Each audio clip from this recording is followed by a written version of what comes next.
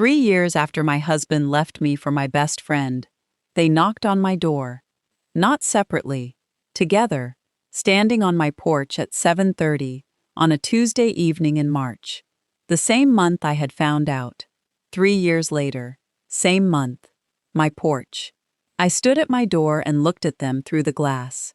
Kevin, my husband of 11 years. Rachel, my best friend of 14. Standing together, the way two people stand when they have practiced what they are going to say and are now less certain about it than they were in the car. I had not seen either of them since the divorce was finalized.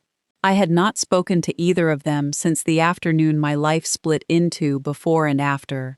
And in the 6 seconds between seeing them and deciding what to do, I felt every version of what this moment could be. Then I opened the door. Not because I had forgiven them, not because I was over it, because I had spent 3 years becoming someone whose help was worth asking for, and I had a decision to make about whether to share it. My name is Diane Calloway. I am 44 years old. 18 months after my divorce, I bought a house by myself, not because I needed to prove something, because it was mine, completely and only mine. And after 11 years of a life built around someone else, mine felt like the most important word in any sentence. I was married to Kevin for 11 years. I was best friends with Rachel for 14. She was there before he was. She was at our wedding. She was at every significant moment of our marriage for 14 years, and for the last 2 of those years, she was there in ways I did not know about until a Wednesday afternoon in March, when everything changed. This is the story of what happened that afternoon, and what I built in the 3 years after it, and what I did when they knocked on my door. Stay with me. I found out the way nobody expects to find out. Not a confrontation, not a dramatic scene. Quietly, Kevin's phone was on the kitchen counter. He was in the shower. The phone lit up with Rachel's name. I looked before I could decide not to. I read the message once. Then I put the phone exactly where it had been, face down, corner touching the edge of the counter the way it was, and I walked to the living room and I sat on the couch. I sat there for 11 minutes. I know it was 11 minutes because I watched the clock on the wall the entire time. When Kevin came downstairs, I said, "I need you to tell me the truth about something." He sat down. He told me the truth. It took 20 minutes. When he was done, I said, "How long?" He said, 2 years. I said, 2 years. He said, "Diane." I said, "Call her right now. Tell her I know, then give me some space." He picked up his phone. He called her while I was still sitting in the same room. I listened to him say her name. I listened to him say the words. And I got up and went to our bedroom, and I sat on the edge of the bed, and I thought about 14 years and 11 years and 2 years and all the arithmetic of how those numbers fit together into something I had been living inside without understanding its actual shape. 2 years, while she sat at my kitchen table, while she asked me how Kevin and I were doing, while I told her the truth, because she was the person I told the truth to. 2 years. Here is what I want you to understand about Rachel. She was not a casual friend. She was not someone on the edges of my life. She was the person I called first when anything happened. Good things, bad things, ordinary Wednesday things that did not require a reason to share. She was the person who knew which version of every story was true, because she had been there for all of them. She was the person who sat with me in a hospital waiting room for 6 hours when my father had emergency surgery, and who did not once suggest she needed to leave. She was the person I trusted most in the world outside of my marriage, and she had been using that trust as a window into my marriage for 2 years. I do not let myself think about all of those conversations very often. The times I told her things about Kevin and me that I would not have told anyone else. The times I asked her advice about my marriage. The times she gave it, and I did not know what information she was giving it from. Those thoughts are the ones I have to set down deliberately before they go somewhere I cannot come back from easily. I set them down. I pick them up occasionally. I set them down again. That is the ongoing work of it. The divorce took 8 months. Kevin and I sat across from each other in a mediator's office 4 times. We divided our life into categories. We made decisions about each category. We signed documents. That was how 11 years ended.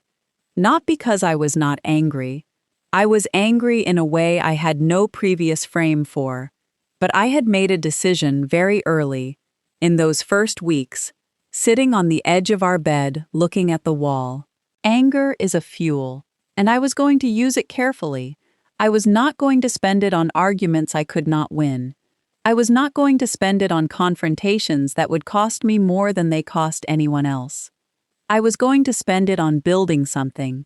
I did not know yet exactly what, but I knew I needed it, and I knew I needed to start immediately.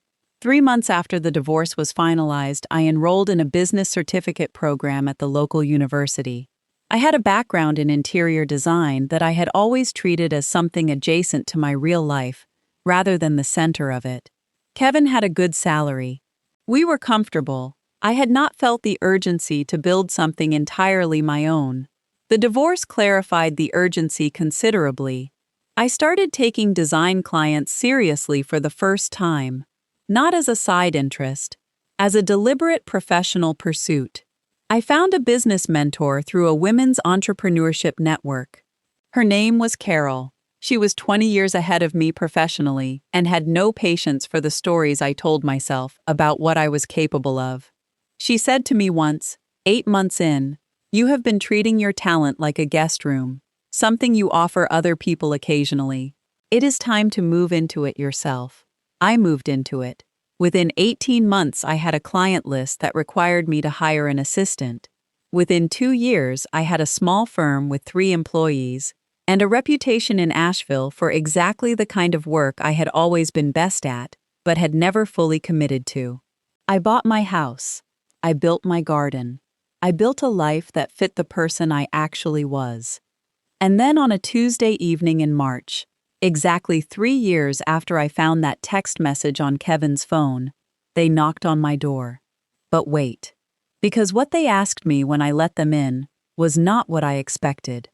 And what I found out during that conversation changed how I understood everything that had happened since the divorce. They sat on my couch close together in the way of people who need the proximity for courage. Kevin spoke first. He said his logistics company was in serious trouble. He had started it 2 years after the divorce, used his settlement capital. It had grown fast in the first year, and then collapsed under its own speed. Wrong decisions made at the wrong time. Systems that could not support the growth. A financial hole that was getting larger every month. Rachel had left her job to help him run it. That explained the look they both had. The look of 2 people who have been under pressure together for a long time. Kevin said, "I know what we're asking is significant." I said, "You haven't asked anything yet." He looked at Rachel. She said, "We heard about your firm. We heard you work with exactly the kind of businesses Kevin is struggling with. We were hoping you would consult for us." I said, "You want to hire me?" She said, "Yes, at your full rate, whatever you charge other clients." I looked at them. I looked at Kevin, who had sat across from me in a mediator's office and divided our life into categories. I looked at Rachel, who had sat at my kitchen table for 2 years and used my trust as a window. And I said the only honest thing. I said, "Why me? Of everyone you could have called, why me?" Kevin said, "Because you are the best at this. Everyone we respect has told us you are the best at this." I said, "That is not the whole reason." He was quiet. I said, "Tell me the whole reason." He said, "Because even now, after everything, we trust your judgment more than anyone else's." I sat with that sentence, the specific audacity of it.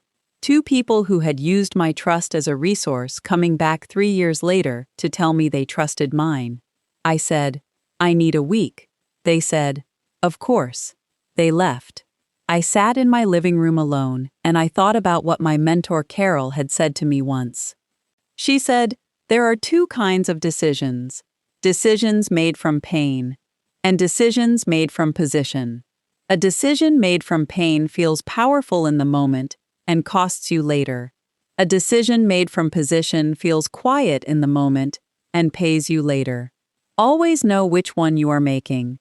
I thought about that for 6 days. On the 7th day, I called Kevin. I said, "I will help you. 3 conditions." He said, "Tell me." I said, "Full rate. No adjustments for history." He said, "Yes." I said, "We are professional only. No conversations about the past. No processing anything personal. We work on the business problem. That is the entire scope." He said, "Yes." I said, "I speak to Rachel alone before we start." Silence. He said, "Okay." I said, "Alone, Kevin." He said, "I understand." Rachel came to my office the following Thursday. Not my house, my office. She sat in the chair my clients sit in, and she looked at me across my desk, and I could see that she had been preparing for this conversation for 3 years. I let her sit with that for a moment. Then I said, "I am not going to ask you to explain. I am not going to ask you to justify." She said, "Diane." I said, "Let me finish." She stopped. I said, "I am going to help Kevin's business because it is a problem I can solve. Choosing not to solve it because of what happened between us would be a decision made from pain. I have spent 3 years learning not to make those." She was quiet. Then she said something I had not expected. She said, "I need to tell you something. Before we start working together. Something I should have told you a long time ago." I said, "Tell me." She said, "I tried to end it. Twice. Before you found out. Kevin wouldn't let it go. I am not telling you that to excuse what I did. I am telling you because you deserve the full picture, and because I have been carrying it for 3 years, and I think you should have it." I sat with that. The full picture, which was different from the picture I had been carrying, not smaller, not simpler, just different. I said, "Thank you for telling me." She said, "I don't expect that to change anything." I said, "It doesn't change what happened, but it's part of what's true, and I'd rather have all of what's true than the version that's easier to carry." She looked at me for a long time. She said, "You're different." I said, "Yes, I am." She said, "I'm glad." I said, "Monday at 9, bring everything on the finances." She nodded. At the door, she turned back. She said, "For what it's worth, I never stopped knowing what I threw away." I looked at her. I said, "I know. I could tell. That's partly why I opened the door." The business stabilized over 6 months. The working relationship was not uncomplicated. There were sessions that required everything I had to stay in the professional lane and not cross into the personal one. But I stayed in my lane. The work was good. The problems were the kind I am built for, and I solved them the way I solve everything. Methodically, completely, without leaving margins unexamined. Kevin's business survived. We do not have a relationship beyond the professional one we defined.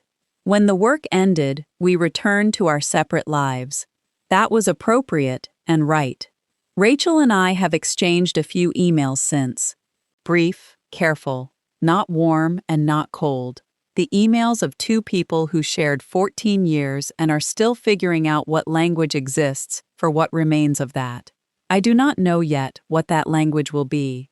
I am in no hurry to find out. People ask me why I helped them. I tell them, because I spent 3 years building something they needed, and saying no from pain would have cost me more than saying yes from position. But that is not the whole answer.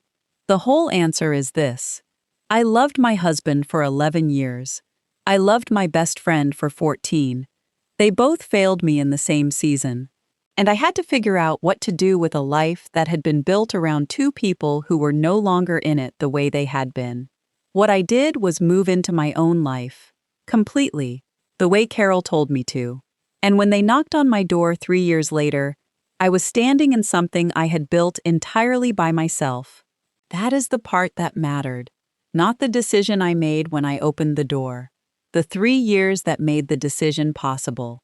Tell me in the comments, what would you have done when they knocked? Would you have opened the door? Subscribe. New story every week. Every single one earns its ending.